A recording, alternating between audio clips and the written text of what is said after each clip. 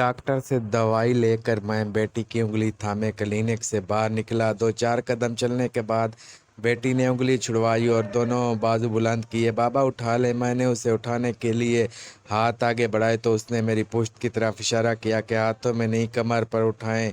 5 साल की बच्ची को कमर और पुश्त का फ़र्क मालूम नहीं, आपको तो पता ही होगा ना।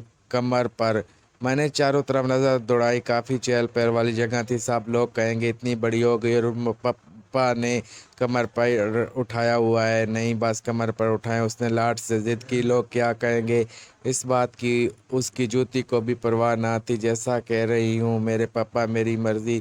थोड़ी शाशो बेंच के बाद मैं ज़मीन पर बैठ गया। उसने मेरे गर्दन के गिर्द बाजू हायल किए। मैं उठकर चल दिया। चंद कदम ही चला था कि कानों में सरगोशी हुई।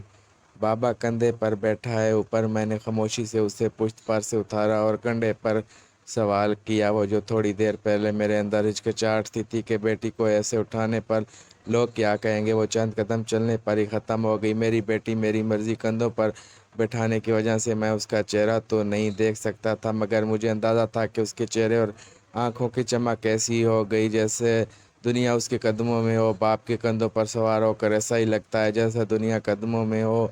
मुझे यूँ लग रहा था जैसे मैं नकेल पड़ा ऊँट या घोड़ा हूँ जिसकी नकेल मेरी बेटी के हाथ में है। मेरी बेटी मुझे कहेगी बाबा तेज़ दौड़े, मैं तेज़ हो जाऊँगा। वो कहेगी बाबा आहिस्ता चले, मैं आहिस्ता हो जाऊँगा। वो दाएं मोड़ेगी, मैं मुड़ जाऊँगा। वो बाएं घुमाएगी, मैं घूम जाऊँगा। वो कहेगी बाबा रुक जाए, मैं ठहर जाऊँगा। उसका दिल चाहेगा उड़ने को। वो कहेगी बाबा उड़े, काश मुझे पर लग जाए और मैं उड़ने लगूँ। अल्लाह तबारक व तआला से दुआ है कि जिनकी भी बेटियां हैं अल्लाह ताला उनको लंबी उम्र अता फरमाया। आमीन सुमा आमीन।